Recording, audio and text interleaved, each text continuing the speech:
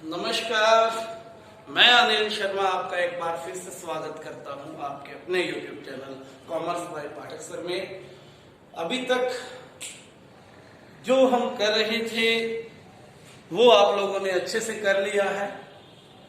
ऐसी उम्मीद के साथ आप आगे और अच्छा करोगे, इस उम्मीद के साथ एक नई चीज, नया चैप्टर लेकर आए हैं, डेप्रिसिएशन। ठीक है, डेप्रिसिएशन क्या है, क्यों लगाते हैं, इसका अकाउंटिंग में क्या यूज है, ये चीजें हमें इस टॉपिक में सीखनी है। ठीक है बात। तो पहले बैंक रिकंसिलिएशन स्टेटमेंट्स के जितने क्वेश्चंस आपके बाकी हैं वो कर ले। अगर वो आपके अधूरे हैं तो अपने डाउट्स क्लियर करके पहले उसे कवर करें, तब जाके नेक्स्ट पे पढ़े। आगे बढ़ पीछे छोड़ वाला काम मत कर। तो डेप्रिसिएशन क्या है? ठीक है, डेप्रिसिएशन के बारे में समझने से पहले मैं एक एग्जांपल पूछना चाहता हूं आपसे। आपने सपोज कीजिए एक बाइक खरीदी, 50,000 रुपए में आपने बाइक खरीद ली।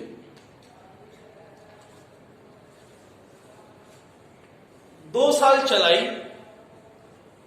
उसकी वैल्यू 50,000 होगी? नहीं होगी ना। उसकी वैल्यू क्या हो जाएगी? डिक्रीज हो जाएगी। क्यों गिर जाएगी भाई? क्योंकि आपने उसको यूज किया, वो घिस गई, वो पुरानी हो गई, इसलिए। ठीक है, चलो आपकी ये बात मान ली मैंने। अब मुझे ये बताइए कि वो बाइक आपने खरीदी 50,000 की, और उस बाइक को एक साफ सुथरे कमरे में ले जाकर विद पैकिंग के साथ एक कमरे में खड़ा कर दिया 2 साल। ठीक है, 2 साल बाद यदि आप उस बाइक को 50,000 में सेल करना चाहे तो सेल होगी। ठीक है, तब भी आप नहीं कहोगे जी हाँ हो जाएगी। ठीक है, बेशक आपने पन्नी नहीं उतारी है, लेकिन तब भी उसकी वैल्यू कम हो जाएगी। ठीक है, अब ऐसा क्यों? क्योंकि जो फिक्स्ड असेट्स होती है हमारे पास, fixed assets, non current assets, जिसमें building, motor vehicle, office equipments, ठीक है, मशीनरी, प्लांट एक्सेट्रा, इसकी वैल्यू जैसे जैसे आप यूज करते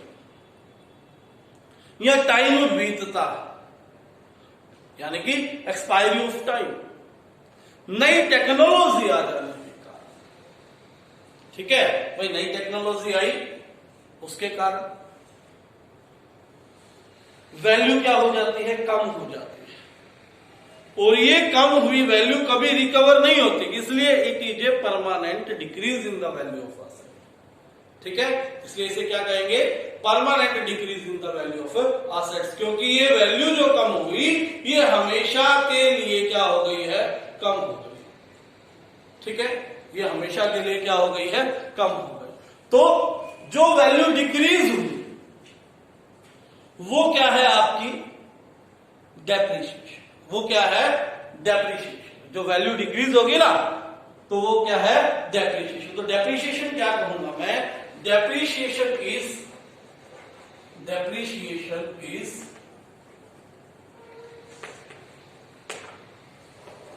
ग्रेजुअल, लगातार चलने वाला, एंड परमानेंट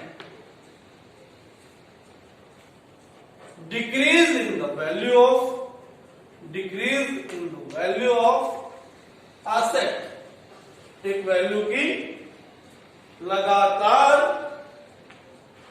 एक असेट्स की वैल्यू लगातार कम हो due to expiry of time,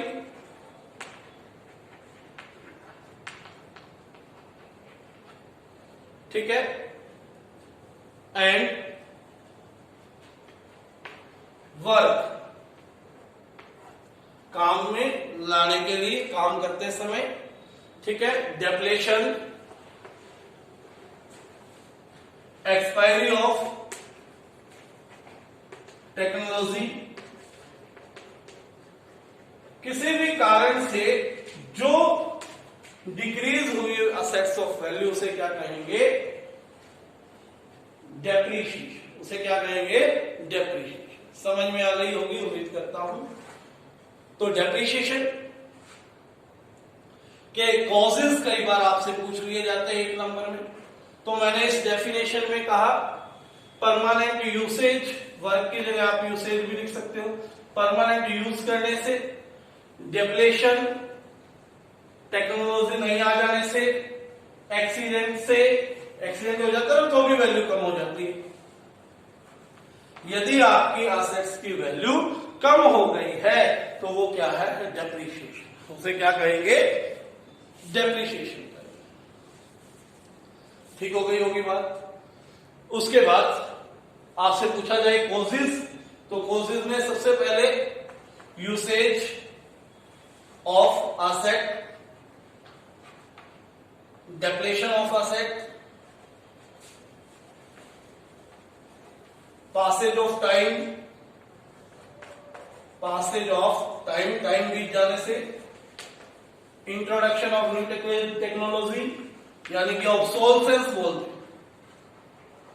यदि नई टेक्नोलॉजी के कारण आपकी पुरानी मशीन खराब हो गई है तो उसे क्या बोलेंगे? ऑब्सोलेसेंस। ठीक है, ये कुछ कारण है किसके? डेप्रीशिएशन के, डिक्रीज हो जाने के। ठीक है, डेप्रीशिएशन हो जाने के। तो नेचर ऑफ डेप्रीशिएशन में, ठीक है, थ्योरी है तो थ्योरी में कुछ चीजें करनी होती है, बाकी इसके आधार पर ऑप्शन में एमसीक्यू बेसिक मिल जाए, लेकिन प्रैक्टिकल क्वेश्चंस में इसका यूज नहीं रहेगा। नेचर ऑफ डेप्रीशिएशन क्या है? It is a permanent decrease. Nature of depreciation, nature of depreciation, it is a gradual या continuous decrease. It is a permanent decrease. permanent decrease है।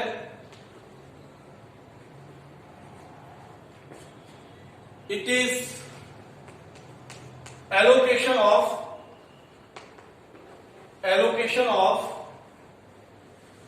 cost of asset over the years। अब ये point क्या है, इसमें थोड़ा सा समझाना होगा। समझिए, 2 चीजें हैं, एक डिक्रीज है और एक है एलोकेशन। एलोकेशन का मतलब होता है बांटना,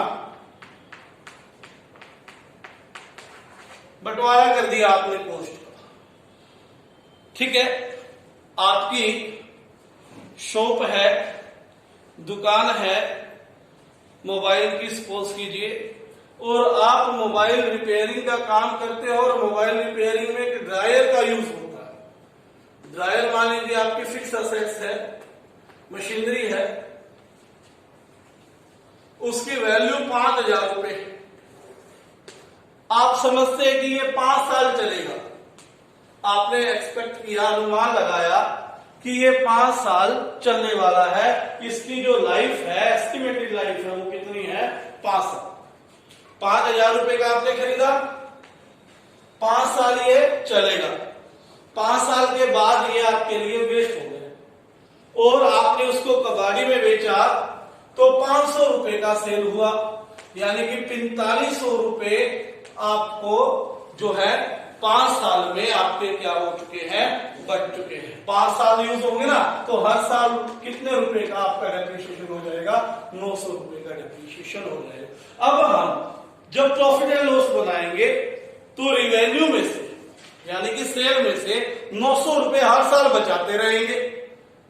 ठीक है ना, 900 रुपए हर साल बचाते रहेंगे और उसे बचाकर लास्ट तक 4500 रुपए फिर इकट्ठे हो जाएंगे और उससे दोबारा फिर खरीद लेंगे। अगर आप रिजर्व बना रहे हो वरना आप कहीं यूज कर रहे हो तो नो प्रॉब्लम, फिर आपको इकट्ठा तो खरीदना है ही है। ठीक है, तो डेप्रिसिएशन क्या कर दिया आपने, इसकी कॉस्ट का बंटवारा कर दिया 5 सालों में। ठीक है, allocation of cost of machinery of fixed assets over the years. ठीक है, सालों के बीच में क्या कर दिया, बंटवारा कर दिया। क्लियर हो गई बात, समझ में आ गई होगी उम्मीद करता हूं। इसके अलावा अब मेथड्स करेंगे, मेथड्स ऑफ डेप्रिसिएशन। मेथड वैसे 8 है लेकिन आपके सिलेबस में 2 ही मेथड है। ठीक है, वो 2 ही मेथड हमने करने हैं। पहला method, methods of depreciation, methods of depreciation, depreciation के विधियां, डेप्रिसिएशन के तरीके, कितने तरीके हैं वो बता दूं आपको। Number 1 straight line method, straight line method, इसी को फिक्स इंस्टॉलमेंट मेथड भी बोलते हैं। जो ऊपर मैंने एग्जांपल दिया वो इसी का था, उसमें आपकी इंस्टॉलमेंट फिक्स हो गई, हर साल 900 रुपए कटने थे। ठीक है बात, वो क्या है, फिक्स्ड इंस्टॉलमेंट मेथड। सेकंड है reducing balance method, reducing balance method, और इसी का दूसरा नाम है reducing balance method. Reducing balance क्या होता है पहले आपको थोड़ा सा बता दूं।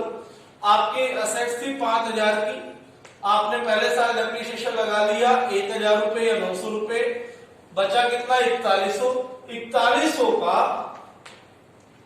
अगले साल जो डेप्रिसिएशन लगाना है वो 4100 पर लगेगा, 5000 पर नहीं।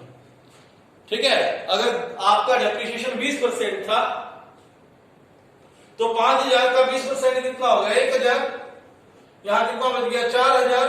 अगले साल डेप्रिसिएशन 4000 पे लगेगा, 20% 800 रुपए लगेगा, कितना बच गया 3200। उससे अगले साल 3200 पर लगेगा।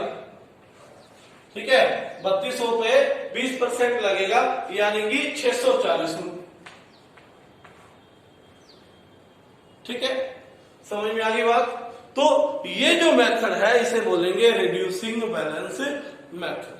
क्या बोलेंगे, रिड्यूसिंग बैलेंस मेथड बोलेंगे। ठीक है, इसका दूसरा नाम है return down method, return down value method, return down value method.